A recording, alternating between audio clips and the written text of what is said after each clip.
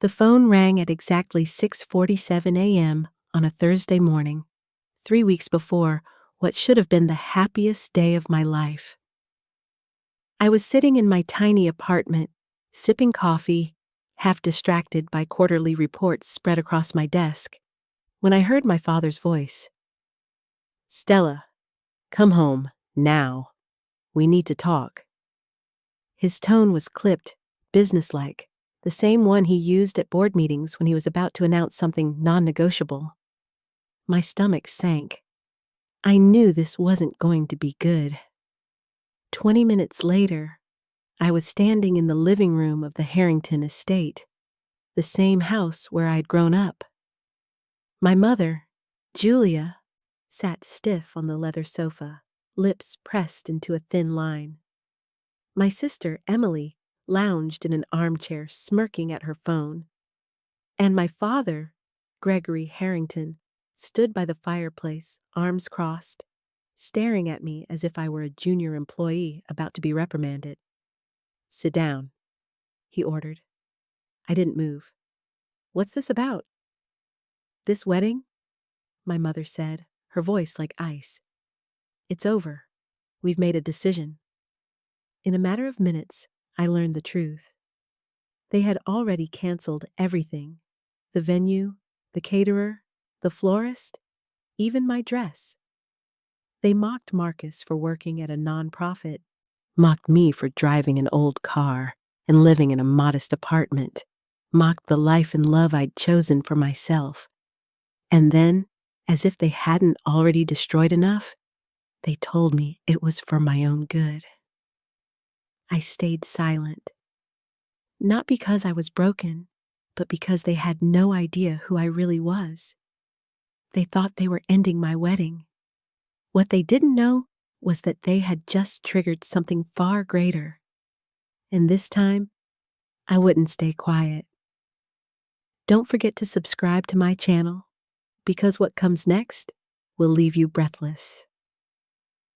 When people look at me now, they assume I've always had it easy. The Harrington name carries weight, prestige, and wealth, or at least that's the illusion. But the truth is, I learned early on that being a Harrington didn't mean safety, or love, or even belonging. It meant performance. It meant perfection at any cost. I was barely old enough to tie my own shoes when my father started treating me less like a daughter and more like a project. Gregory Harrington didn't believe in affection. He believed in results.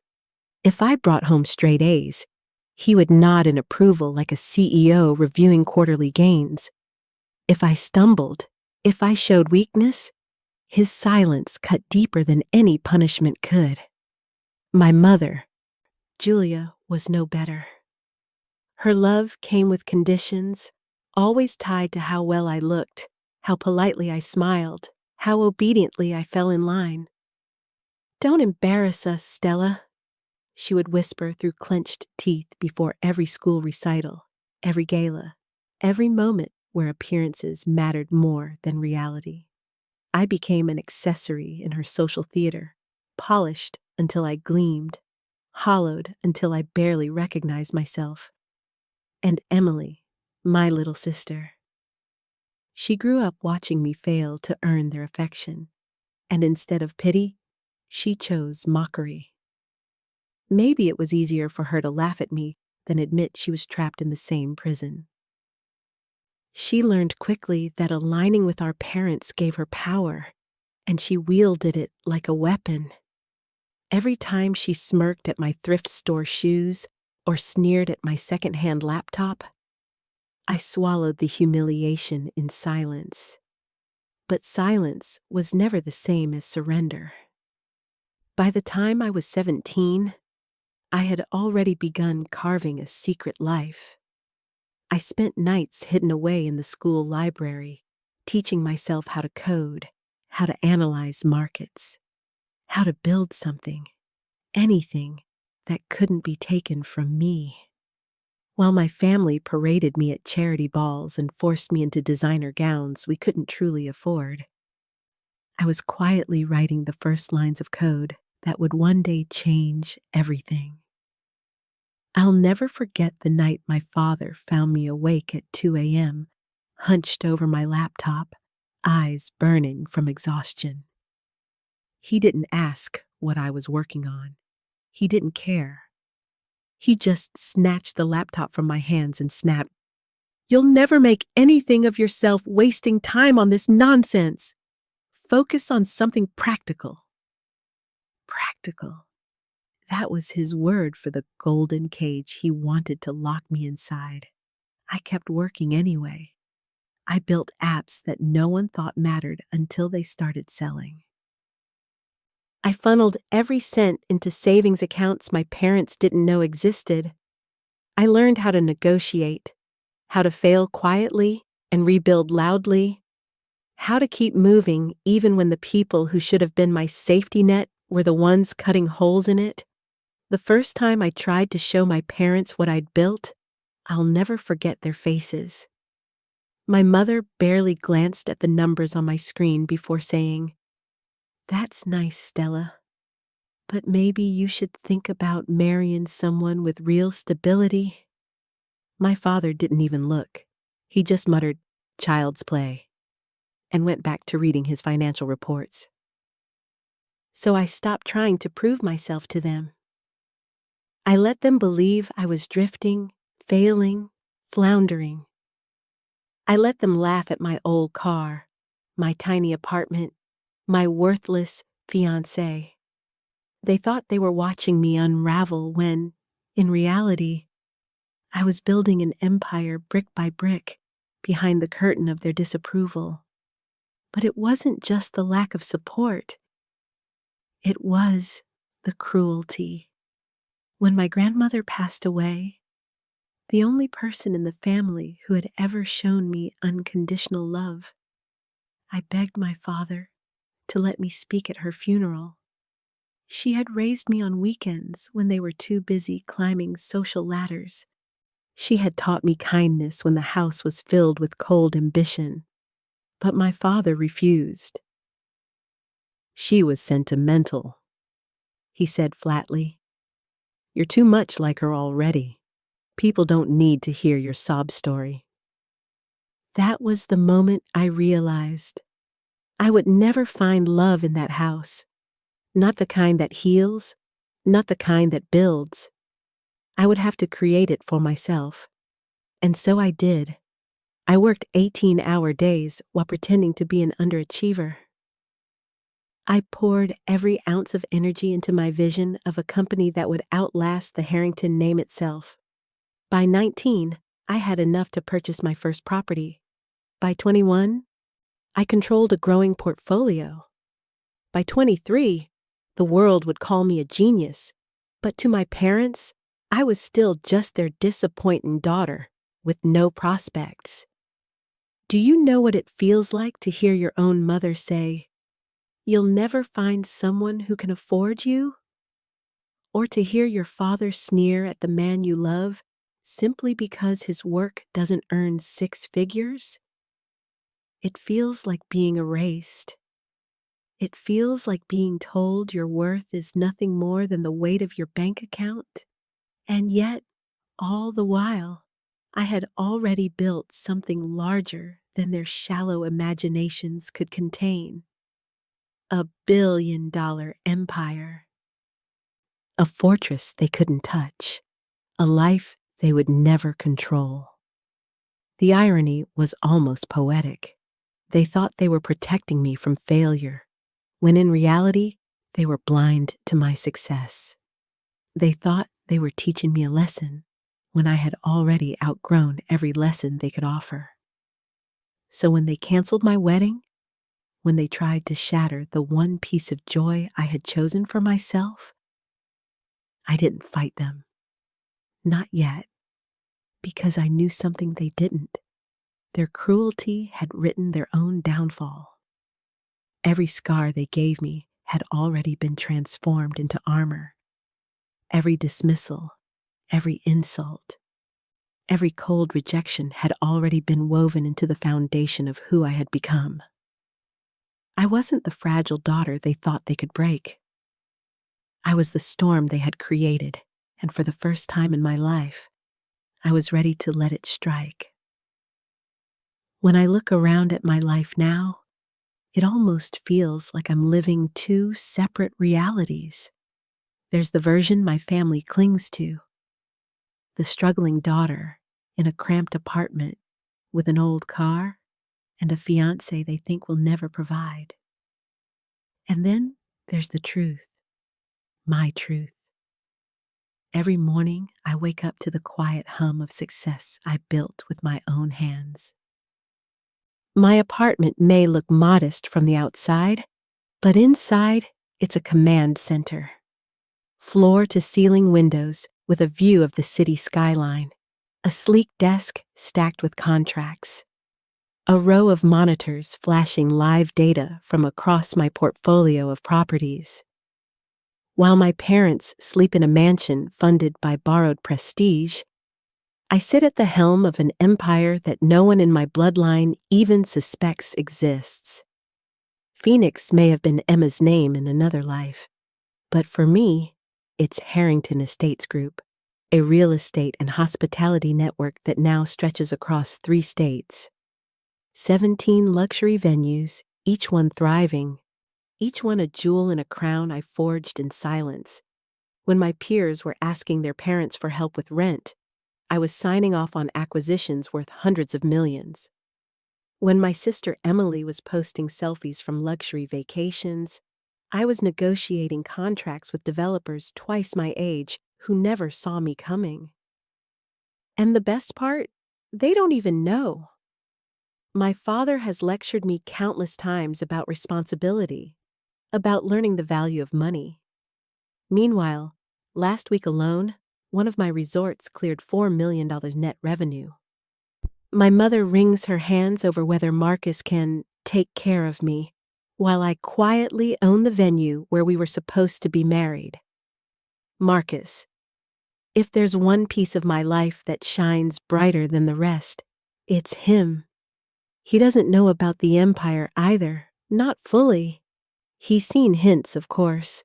The long hours, the calls I sometimes have to step away to take, the way my side projects seem to eat entire weekends. But Marcus never asked questions, never pressed for explanations. He fell in love with me when all I could show him was my tiny apartment and my stubborn determination. He treats me like a partner, not a prize.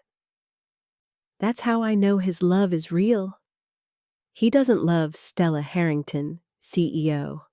He loves Stella, the woman who sometimes forgets to put her phone on silent, who burns pancakes on Sunday mornings, who sings terribly off-key in the shower. With Marcus, I don't need to perform. I can breathe. I can be. It's strange, living with such a secret. There are days when I want to shout the truth from rooftops, to walk into my parents' house and drop a stack of Forbes covers on their dining room table. But power without restraint is just another kind of weakness. I built this life quietly, and I'll protect it the same way. Still, the irony is delicious. While my father scoffs at my financial irresponsibility, I'm finalizing a $340 million acquisition. While my mother criticizes my wedding dress budget, I'm considering buying another hotel just to host a single corporate retreat. While Emily mocks my Honda, I know I could buy her entire car collection 3 times over without denting my accounts. They see failure. I see freedom. The life I built is more than money. It's proof that I am not the fragile daughter they try to mold. I am stronger than their disapproval, wealthier than their imagination, and freer than I have ever been. And when the day comes that the truth collides with their lies, they will understand. But by then, it will already be too late. The first sign of their return came not in person, but through a phone call. My phone lit up with a number I knew by heart yet hadn't seen in weeks. My father's. For a moment, I almost didn't answer. But curiosity got the better of me. "Stella," Gregory Harrington barked, his voice clipped, anxious in a way I had never heard before. "What have you done?" "Good morning to you, too," I replied evenly. "The venue," he snapped. "They're saying the deposits are non-refundable. They claim the owner personally ordered it. Do you know anything about this?" I sipped my coffee slowly, letting the silence stretch. Through my office window, I could see one of my properties glittering in the morning sun. "That's interesting," I said. "Maybe the owner has stronger policies than you expected." "The owner," he repeated, like the word itself tasted bitter. "How could you possibly know that?" "Because I am the owner," I thought. But I didn't say it. Not yet. That was just the beginning. Within days, my parents were circling me like vultures pretending to be doves. My mother showed up at my apartment unannounced. Her smile brittle, her voice too sweet. "Darling, we've been thinking," Julia began, clutching a bouquet of roses that looked like they'd been snatched from the nearest florist on a whim. "Perhaps we were too harsh. Perhaps we misjudged Marcus. Weddings are stressful, aren't they? Families make mistakes." Mistakes. That was her word for betrayal. I leaned against the doorframe, arms crossed. "You canceled my entire wedding without a word. That's not a mistake. That's sabotage." Her smile faltered, but she pressed on. "We only wanted what's best for you." "No, you wanted what was convenient for you. Don't confuse the two." Then came Emily. My sister didn't bother with flowers or fake smiles. She barged into my office one afternoon, sunglasses perched on her head, her tone halfway between disbelief and awe. "Okay, spill it," she demanded, dropping into the chair across from my desk. "Are you seriously the one behind Harrington Estates Group? Because Dad is losing his mind?" I looked up from the contract I'd been reviewing. "Why? Is it so hard to believe?" "Yes," she blurted. "I mean, Stella, you let us all think you were broke. You let us laugh at your car, your apartment, your—" She cut herself off, cheeks flushing. "My life?" I finished for her. She swallowed hard. "Look, I didn't mean—" "You did," I said softly. "You meant every word, every post, every snide comment. You mocked me because you thought I was beneath you. And now that you know the truth, you suddenly want to sit in my office and play sisters again?" Her smirk faltered. I didn't know, that's all." "No, Emily, you didn't care." That was the pattern. Apologies dressed as excuses, regrets wrapped in self-interest. Suddenly, the same people who had laughed at me wanted to bask in my success, as though discovering the size of my bank account had erased years of cruelty. But I remembered everything. I remembered my father sneering at Marcus, calling him a man with no ambition. I remembered my mother's icy dismissal of the dress I had chosen, her scornful voice declaring it a waste of money. I remembered Emily laughing as she recorded Marcus tossing my car keys into the lake, mocking me online for the world to see. They hadn't loved me when they thought I had nothing. They only loved the version of me that served their pride. And now, they wanted back in. The breaking point came when my father invited himself into my office one evening. He stood across from me, his posture still sharp, but his voice no longer commanding. "Stella, we need to move past this," he said. "Family is family. We made mistakes, yes, but we can fix it. We can call the venue back, reinstate everything. Your mother and I will cover the costs." I leaned back in my chair, studying him. "With what money, Dad?" You already told me my wedding was beyond your means. Remember? His jaw tightened. That was before you knew I could afford it myself, I finished. He had no reply. That was the moment I decided there was no going back. They hadn't returned out of love. They had returned out of fear. Fear of being excluded. Fear of losing access. Fear of what it would mean to be cut off from the daughter they once dismissed. The Harringtons had betrayed me long before they canceled my wedding. They had betrayed me every time they made me feel small, every time they chose pride over love, every time they mistook cruelty for guidance. And now they had returned. But not as family. No, now they were something else entirely. Obstacles. And I had learned long ago how to move past those. I've learned that the most dangerous time for your enemies is the moment they think you're standing still. So I made myself very still. I didn't speak to my parents for 48 hours after they tried to force their way back into my life. I didn't post about it, didn't tell Sarah, didn't even vent to Marcus beyond a careful, "I'm handling it." I kept my voice soft, my movements ordinary, my schedule predictable. I showed up to meetings. I approved invoices. I tasted the new spring menu for the lakefront restaurant like nothing had changed. Meanwhile, beneath that still surface, I started testing the water. Where it was shallow, where it was deep, and where something ugly stirred if you dared to touch the bottom. The first test was simple, paper. I called David, my head of legal, and asked him to meet me in the small conference room with no windows, the one that still smells faintly of varnish and fresh carpet, because hardly anyone uses it. He arrived with 2 leather binders under his arm and an expression that said, "I'm already bracing for impact." "Walk me through every contract tied to September 15th, I said, closing the door behind him. "Every ancillary agreement? I want timestamps, signature hashes, IP logs from our client portal, courier receipts, phone recordings from the booking line, everything." David blinked. "All of that exists," he said slowly, "but it will take time." "Not for you," I said. "I know where we store the truth. I built the vault." He gave a small, rueful smile and began unpacking.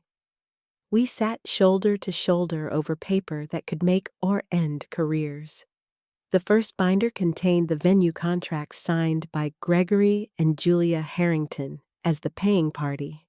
The second held my internal owner's reservation, the one that actually controls the property. 2 parallel worlds, one full of performance, the other full of power. David turned to a tab marked Cancellation and Contact Logs. "2 days ago," he said, tapping the page, "your father called the events desk and demanded we cancel. He said, and I quote, 'We are the Harringtons, the paying party, and we are not throwing money away on a spectacle.' He then emailed a signed cancellation request. 'Let me see the signature file.' David slid over a printout. The signature looked like my mother's. Too perfect, like she'd practiced it for years in the margins of calendars and charity RSVPs. I tilted the page.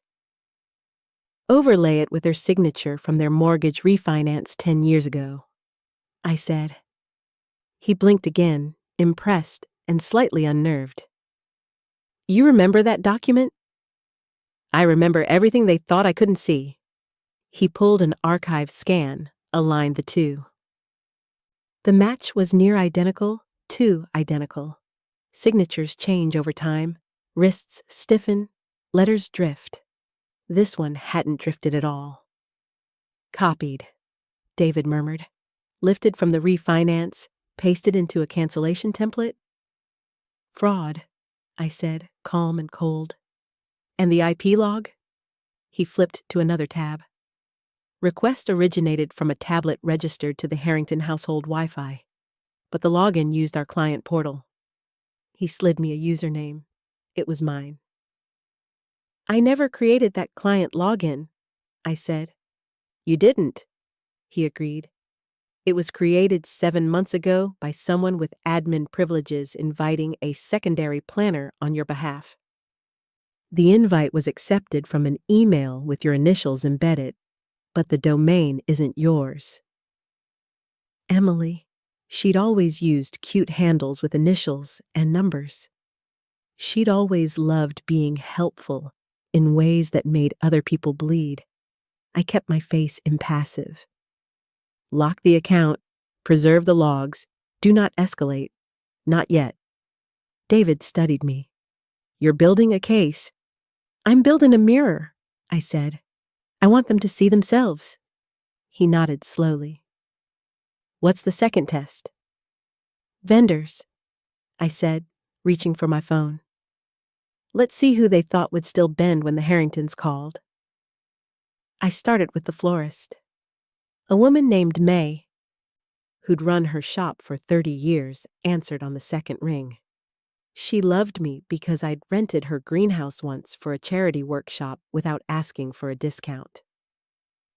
Stella, sweetheart, are we still on schedule for Friday's delivery preview? Yes, May. Quick question.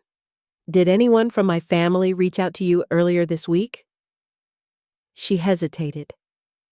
Your mother called, she admitted. She said the wedding was off. Asked if I could stop the order and, well, you know how those peonies are? Once they're on a plane, they're on a plane. What did you do? I told her I needed the bride's confirmation. She got sharp. Said I'd never work with the Harringtons again. I said I'd rather keep my conscience. I closed my eyes for a beat. Thank you, I said quietly. Keep everything as planned. If there's any trouble, bill it to me and triple my gratuity for your staff. Already done, she said warmly. And Stella, I don't know what's happening, but I'm on your side. One vendor tested, one ally confirmed. The caterer answered next. He sounded rattled, like he'd just finished a fight. Ms. Harrington, I was hoping you'd call. Your father threw around a lot of words like breach and exposure. I told him we have a signed rider with liquidated damages if the paying party cancels within 30 days. He said the owner would override me. The owner, I repeated, smiling without warmth. Consider yourself protected. Keep the ovens hot. He exhaled. I'll need a written assurance. You'll have it within the hour, I said. Check your inbox. Subject line, promise kept. After vendors came staff. I called Nora, our events manager at the estate. Grit and good sense wrapped in a calm smile. Did anyone try to access the ballroom reservation from the site office? I asked. Security alerted me, she said. Your family tried to enter with an appointment they didn't have. When we refused, your father demanded to see someone in charge. And what did you say? I said I was in charge, Nora replied, a spark in her voice. Then I asked security to escort them off the grounds politely. I let myself laugh, light and sharp. You'll have a raise in your next review. Was I supposed to be polite? She asked, pretending innocence. You were perfect, I said, then lowered my voice. Preserve all footage. Lobby, driveway, office corridor? Send the clips to David encrypted. Already in his inbox.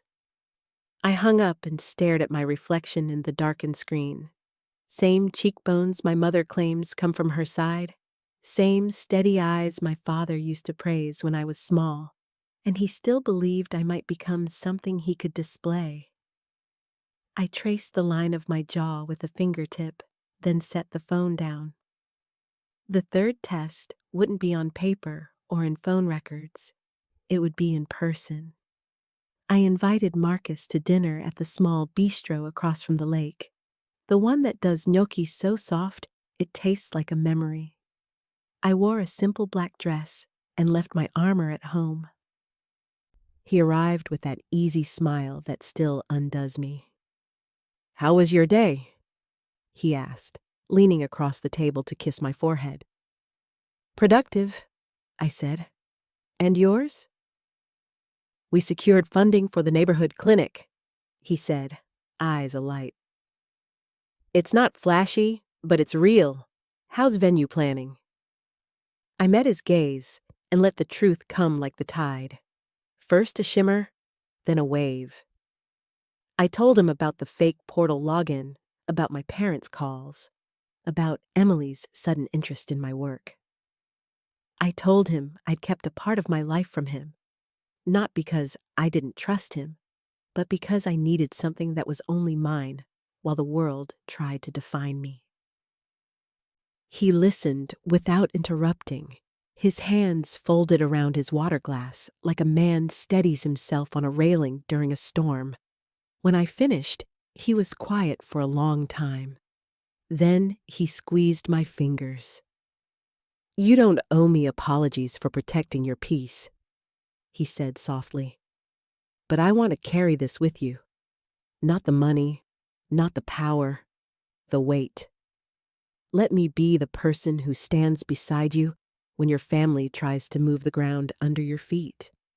He always knows the exact sentence that keeps me human.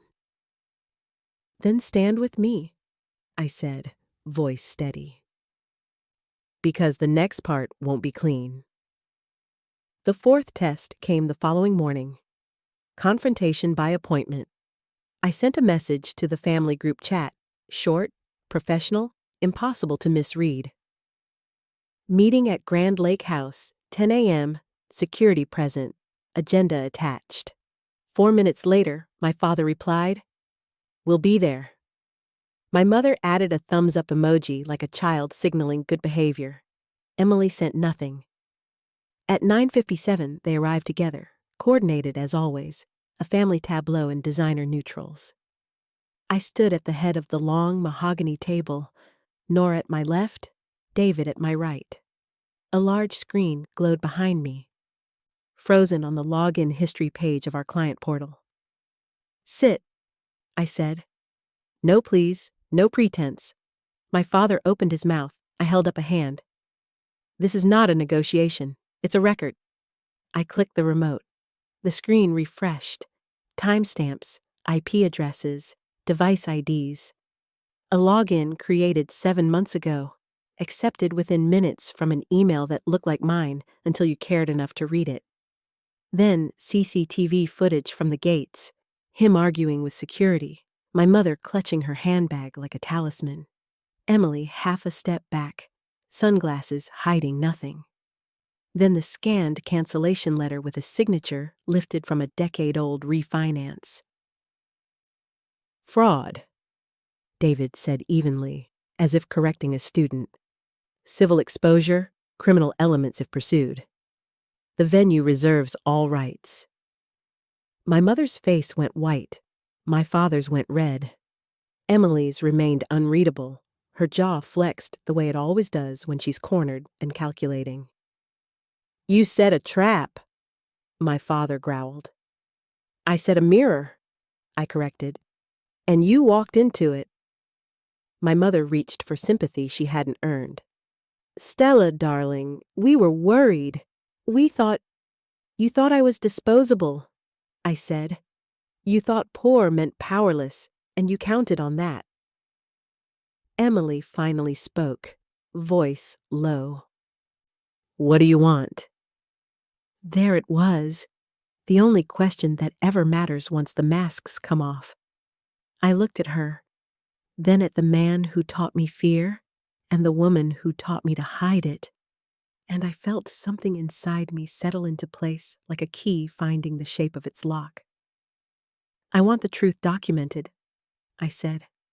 "And then I want distance." My father scoffed. "You're overreacting. We are your family." "Family is not a knife you hold behind your back." I replied. Here are the terms. I slid a folder across the table. Inside, a notarized statement acknowledging the unauthorized cancellation attempts, a written apology to the staff they threatened, and a simple clause, cease all interference under penalty of restraining order. No money demands, no public spectacle, just consequences. Gregory read the first paragraph and shoved the folder back. Absolutely not. Then we escalate, David said politely, and the discovery process will not be kind. Silence followed, thick and heavy. I let it expand until it pressed against their skin. Finally, Emily reached out, pulled the folder toward herself, and began to read. My mother stared at the screen as if it might blink and spare her. My father stared at me. You've changed, he said. No, I said, standing. I stayed, and I learned. They left without signing. I expected that. Tests aren't meant to end things. They're meant to reveal them. I watched from the balcony as they crossed the drive in a tight formation, 3 silhouettes shrinking against the sweep of the lake. When they disappeared, I felt the strangest sensation. A quiet I hadn't known since childhood. Not peace, exactly. Something sturdier. Downstairs, Nora texted me a photo of a bouquet arriving. May's peonies, stubborn and glorious, crowded in a vase as if they couldn't bear to bloom apart. I touched one petal. It felt like paper and sky. My phone buzzed again. A new email from the caterer. Promise kept. Received. Another from David. Digital preservation complete. And then, finally, a text from an unsaved number I knew too well. Emily, I'll sign, on one condition. I stared at the words, the bargaining instinct rising like a reflex honed in boardrooms and childhood bedrooms alike. Then I breathed once and typed my reply. There are no conditions, only boundaries. 3 dots appeared, vanished, appeared again. No message followed. I slid the phone into my pocket and walked toward the ballroom. The staff were hanging the first strings of lights, tiny constellations pooling above the dance floor. Marcus would be here soon for a tasting. We would dispute the merits of lemon thyme versus basil, then laugh when we inevitably chose both. We would talk about the clinic, about the neighborhood fair, about the life that had nothing to do with the Harringtons and everything to do with the home we were building in the space their absence made possible. I paused under the lights and looked up. The bulbs hummed softly. Beyond the tall windows, the lake held the sky in its wide blue hands. Some storms end with thunder. Others end with a switch being flipped and a room filling, quietly, with light. Mine would end both ways. But not yet. First, the signatures. Then, the reckoning everyone keeps mistaking for revenge. I don't want revenge. I want accuracy. And I will have it. When I walked out of that meeting, folder untouched, I knew one thing with absolute clarity. Words weren't enough. My family had survived decades on words, polished statements, polite excuses, carefully constructed lies. This time, I wanted more than their apologies. I wanted proof. I wanted a record so undeniable that even they couldn't twist it into another story where they were the victims and I was the naive daughter. Evidence. The word itself felt clean, sharp, almost beautiful, and it became my obsession. I began with the digital trail. David and I spent hours reconstructing the login history of the forged account. We traced not just the IP address, but the keystroke patterns embedded in the metadata, tiny fingerprints left behind when someone types. The rhythm was wrong for me. Too fast on the vowels, too slow on the consonants. Emily had always typed like she was impatient with the keyboard pounding out texts with her thumbs until the screen cracked. The analysis lined up perfectly. "Will this hold in court?" I asked. "Combined with the forged signature," David replied, "it won't just hold. It'll crush them." But I wasn't done. Next came the paper. My parents had always loved documents, contracts, statements, donation pledges. They believed that if it was on paper, it was true. Ironically, that faith would undo them. I visited the county clerk's office under a different name. Money opens doors, but anonymity keeps them open. I pulled every property lien, every loan refinancing, every record tied to the Harrington household. I compared signatures, looking for subtle tells. My mother's loops on the J of Julia always drifted upward with age. But the cancellation form's J was frozen in time, lifted, pasted, manipulated, a crime hiding in plain sight. The clerk asked if I needed certified copies. I smiled politely. Yes, all of them. Vendors became my allies, whether they intended to or not. I visited May's flower shop in person. She led me into the back, the air heavy with roses and damp soil. She pulled out her order ledger, a book she'd been keeping by hand for 3 decades. There, in her careful script, was a note. Call from Julia Harrington. Demanded cancellation. Refused until Stella confirms. She underlined the last part twice. "May I?" I asked. She tore the page out herself and pressed it into my hands. "For you, sweetheart. No charge." At the caterer's kitchen, I found more. He showed me an email string, my father's threats in black and white. "If you don't comply, the Harrington name will ensure you never book another high-profile client in this city." The caterer had replied with quiet defiance. "Our contract is with the bride, not her parents." "Good day, sir." That email became another piece of my growing mosaic. But the most damning evidence didn't come from professionals. It came from Emily. I knew she wouldn't stay silent. She couldn't. Secrets made her itch until she scratched them raw, usually on social media. I instructed a friend to monitor her accounts. Instagram, TikTok, even the private ones she thought no one knew about. It didn't take long. A video surfaced on a burner account with her face half in shadow, her voice unmistakable. She was bragging. "So Dad thinks he's in control, but it was me who set up the portal. Took her initials, added a number, boom, suddenly I can cancel whatever I want. Honestly, Stella won't even know until it's too late." The clip was 37 seconds long, enough to end her credibility forever. When my friend forwarded it to me, my hands trembled, not from fear, from something darker. Satisfaction. I compiled everything into a single encrypted drive.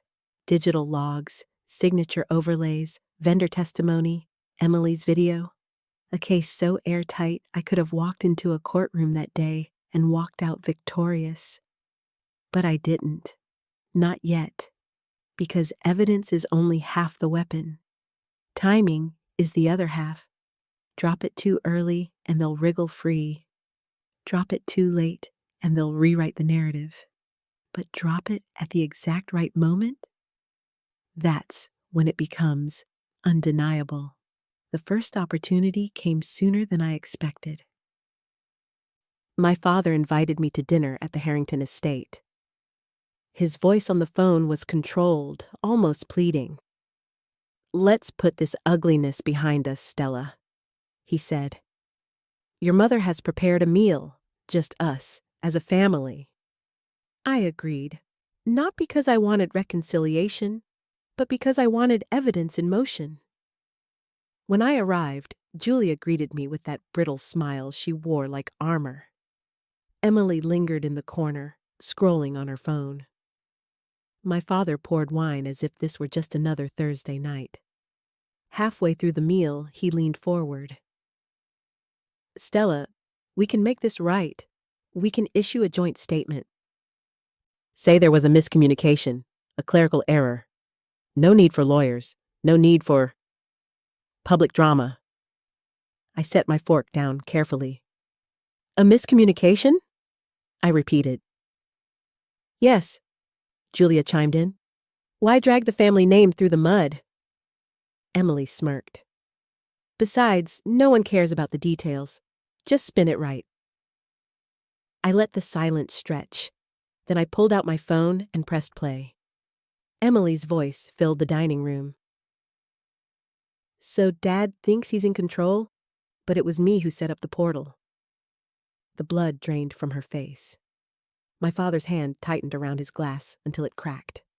My mother's lips parted, but no sound came. I ended the clip and slipped the phone back into my purse. "That's not miscommunication," I said softly. "That's fraud, and I have more. So much more." The room pulsed with their silence. "You wanted to treat my wedding like a business deal," I continued. "Fine. Here are the terms. You stay out of my life, or the evidence goes public. Every forged signature, every email, every recording. You will not survive the fallout." My father's face twisted. "You wouldn't dare." I leaned forward, meeting his eyes. "Try me." That night, I drove home feeling lighter than I had in years. The evidence was my shield now, my insurance. Whatever came next, I was ready. Because the Harringtons had spent my whole life teaching me one thing. In their world, love was conditional, fragile, negotiable. But evidence was permanent, and I had more than enough. After that dinner, I stopped thinking of it as family conflict. It became a campaign. And campaigns require strategy. I sat in my office long past midnight, the city glittering outside my window, a blank notepad in front of me. For the first time in years, I wasn't drafting contracts or reviewing revenue reports. I was drawing battle lines. The Harringtons had always thrived on appearances. What neighbors thought, what investors whispered, what friends envied. My retaliation wouldn't need fists or fire. It needed light, the kind of light that exposes every crack in the marble facade they worshipped. Step 1. Isolate. They moved as a unit, so I needed to break them apart. Gregory's pride, Julia's reputation, Emily's need for validation. Each weakness required its own strike. I listed them one by one, writing like a surgeon preparing for incisions. Gregory Harrington built his empire on influence, not liquidity. Always leveraged, always stretching image beyond substance. He cared most about being respected in financial circles. If word spread that he had forged documents, his firm would bleed clients overnight. Julia Harrington, obsessed with her social standing, terrified of being excluded from charity boards and women's luncheons. Evidence of her bullying vendors, combined with whispers about fraud, would turn her allies into accusers. Emily Harrington, reckless, desperate for recognition. The leaked video of her bragging would destroy her credibility permanently. And for someone who lived online, being digitally shunned would feel worse than exile. Step 2. Control the narrative. For years, they had defined me with their silence and their sneers. Now, I would define them. I drafted letters, carefully worded, professional, lethal. Each one outlined the evidence I held and the consequences of further interference. I didn't send them yet. Letters, like evidence, are weapons, and weapons work best when the target can see the blade but not yet feel it. Step 3. Build alliances. My vendors already stood with me. May with her ledger, the caterer with his emails, Nora with her footage. But I needed more. I reached out quietly to a handful of influential people my parents still courted. Investors, board members, donors. I invited them to small dinners, intimate conversations over wine. I never slandered. I simply told the truth, showed them fragments of what I had gathered. The effect was immediate. Eyes widened, voices dropped, questions multiplied, seeds planted. Step 4. Prepare the stage. If my family tried to crash my wedding or spin the story, I would be ready. I instructed security to create 2 guest lists, one official, one shadow. Anyone not on both would be turned away at the gates, no exceptions. I had cameras installed at every entrance. If the Harringtons wanted to make a scene, the footage would serve as the final nail in their reputational coffins. Late one evening, Marcus found me still awake.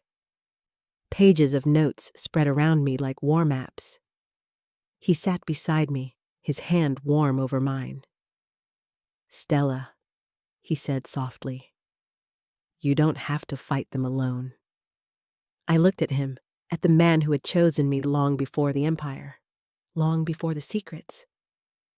"I know," I whispered, "but I need to finish this. Not for revenge, for closure, for proof that they don't get to rewrite who I am." He nodded. "Then I'll stand beside you, even in the shadows." Those words steadied me, because retaliation isn't just about destruction, it's about clarity, and I needed clarity more than anything. The final step, timing. I circled the wedding date on my calendar. That was the day the world would see me, not as their daughter, not as their sister, but as myself. That was the day the Harrington legacy would fracture, and the truth would stand where their lies once did. I leaned back in my chair, exhaustion settling over me like a heavy cloak, but beneath it burned something fierce, something unshakable. My whole life, they had taught me to play small, to apologize for existing. Now, I was about to teach them something else. You don't destroy a daughter who has already built her own empire. And when the lights went out that night, I dreamed not of revenge, but of justice, swift, merciless, and overdue. The morning of my wedding arrived golden and sharp, the kind of light that makes everything look cleaner than it really is. I stood in front of the tall windows at Harrington Estate, veil draped over the chair beside me, my heart steady. This was the moment I had been planning for, not just the ceremony, not just the vows, but the reckoning. Guests began to arrive, the air buzzing with music, the scent of roses drifting across the terrace. Marcus's family mingled easily with my friends, laughter spilling into the gardens. Everything was perfect. And then, exactly as I expected, the Harringtons appeared. Gregory led the way, his suit pressed to perfection, but his face already slick with sweat. Julia followed in a pale blue dress, her pearls gleaming, her smile brittle. Emily trailed behind them, sunglasses covering her eyes, lips pressed tight. They looked like a trio heading to war disguised as a family portrait. Security stopped them at the gates. I watched from the balcony as voices rose. Gregory's arms cut through the air as he shouted, demanding entrance, shouting about family rights and blood obligations. Julia clutched her pearls and turned to the guests nearby, pleading with anyone who would listen. Emily tried to shove past the guards, her voice shrill, her mask slipping. I gave the signal. The projector screens flickered on, the same ones meant for the evening's slideshow of memories.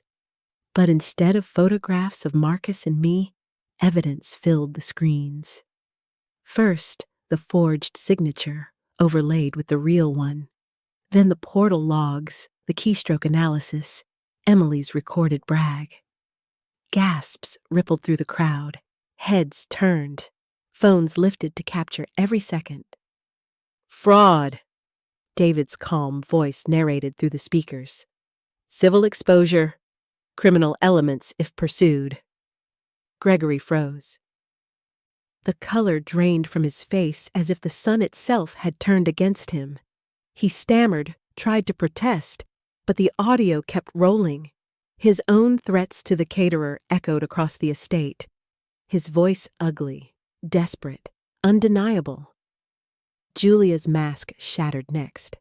Guests recoiled as they heard her berate May, the florist, threatening to ruin her livelihood. The woman herself was in the crowd, tears in her eyes, vindicated at last. Julia's hands trembled, her painted smile collapsing into something raw, panicked. And Emily, her face on screen, half-shadowed, laughing about the portal she forged. Stella won't even know until it's too late. Her voice rang out, mocking and cruel. The real Emily stood below, frozen in place, every eye on her. When the video ended, she ripped off her sunglasses, her mascara streaking down her cheeks, her smirk gone. They looked nothing like the powerful family they pretended to be. Gregory's shoulders slumped, his fists opening and closing without purpose. Julia's perfect posture collapsed. She hunched, clutching her pearls like they could shield her from shame. Emily shook her head again and again, muttering denials no one believed. The crowd didn't cheer, didn't jeer. They simply turned away. That was worse. To the Harringtons, being ignored was the deepest wound of all. Their empire of appearances crumbled in real time, and I stood above them, calm, unshaken. Security escorted them out. Gregory tried one last time to push forward, his voice cracking. Stella, please. This is a mistake. We can talk. We can fix this. I met his eyes, steady and cold. No, Dad. This is accuracy. The gates shut behind them. The music returned, swelling into the afternoon air, and the guests clapped. Not for the spectacle, but for the resilience they had just witnessed. My wedding resumed as though the storm had passed, because it had. When Marcus took my hand at the altar, I saw nothing but light in his eyes. Behind us, the Harringtons' absence hung heavier than their presence ever had. They were no longer my judges, my saboteurs, or my keepers. They were simply gone, and I had never felt freer. 6 weeks after the wedding, the ripples became waves. By then, Marcus and I were settling into our new home, laughter echoing through rooms filled not with gold, but with peace. Meanwhile, the Harringtons were unraveling in public. Gregory was the first to fall. His investment firm bled clients almost overnight. The video of him threatening the caterer spread across financial circles faster than wildfire. If you don't comply, the Harrington name will ensure you never book another high-profile client in this city. Those words destroyed him more efficiently than any lawsuit could. Investors fled. Partners severed ties. His name, once spoken with admiration, became a warning. I heard through acquaintances that his office was half empty, staff quitting in waves, creditors circling. The proud man who once strutted through marble lobbies now drove himself to meetings in a beat-up sedan, his cufflinks pawned for pennies. Julia tried to hold on to her social throne, but society is a cruel god. The charity boards she ruled dropped her with polite but firm statements about maintaining integrity. Invitations stopped arriving. At luncheons she once hosted, her name was whispered like a curse. Women she had belittled for years finally turned their backs, leaving her to sit alone at cafes where she used to hold court. She started frequenting smaller shops, no longer draped in designer gowns, but wearing last season's sales rack. I imagined her reflection in the mirror, pearls still around her neck, but no one left to notice. And Emily, my sister who once smirked at my old Honda, who mocked me online for living cheap, faced the worst of all. Her video went viral, stripped of context, spreading as a cautionary tale about arrogance. Brands pulled sponsorships. Her influencer friends unfollowed her in droves. The platform she worshipped turned into prisons, every comment a knife. She deleted, re-uploaded, begged, explained. None of it mattered. The internet had already judged. She was a punchline, and she couldn't bear it. I should have felt triumphant. For years, they had crushed me with their scorn, their conditions, their betrayal. Now, the world itself mirrored what I had always known. Their empire was hollow. But when I saw Gregory's face in a leaked photograph, slumped on a courthouse bench, his tie askew, eyes bloodshot, I felt no joy, just certainty. One evening, I received a letter from my mother. 3 pages, handwritten, the ink smeared in places where I imagined her hands trembled. She begged for forgiveness, spoke of misunderstanding, claimed she only wanted the best for me. She wrote the words, "Proud of you," 6 times, as if repetition could build a bridge from ashes. I read it once, then slid it into the fireplace. The flames devoured it quickly, leaving only gray fragments curling like her excuses. Emily reached out on LinkedIn months later. She attached her resume asking if Harrington Estates Group had any entry-level marketing positions.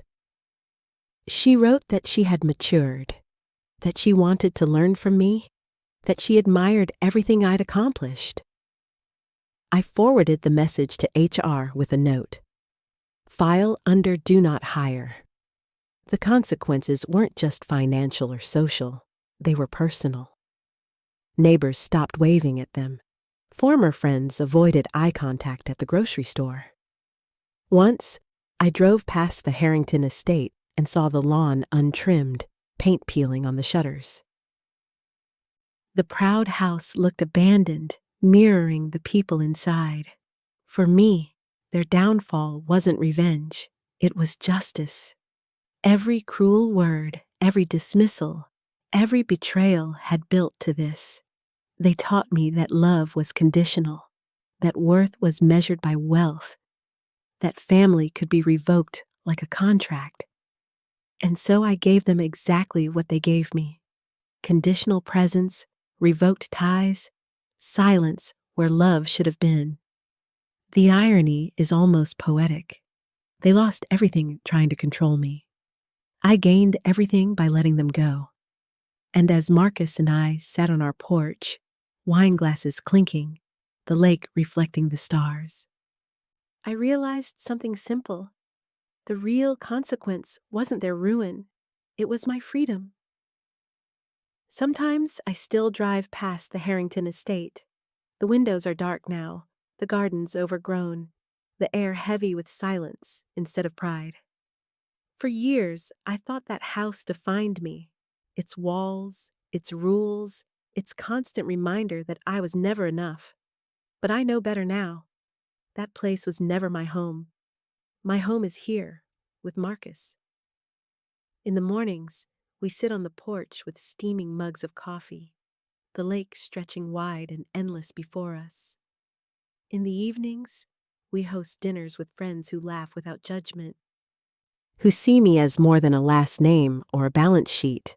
This life, simple, joyful, real, is the one I always dreamed of, but never thought I deserved. The Harringtons taught me one lesson I'll never forget. Love built on conditions isn't love at all. Love isn't earned by pleasing others, or by meeting their standards, or by fitting into their narrow idea of worth. Love is freedom. Love is choice. Love is waking up beside someone who sees your soul before they see your fortune. On my wedding day, I chose Marcus. But more importantly, I chose myself. And every day since then, I've been choosing peace, choosing honesty, choosing joy. Some bridges, once burned, can't be rebuilt, and that's okay. Because sometimes fire doesn't destroy, it clears the path for something better to grow. So here I stand, no longer the daughter begging for approval, no longer the sister mocked for her simplicity. I am Stella Harrington. I am whole. I am free. And I am finally home. If you followed me through this story, thank you. There's so much more to tell, and I promise you won't want to miss it. Don't forget to subscribe, because every ending is just the beginning of another story.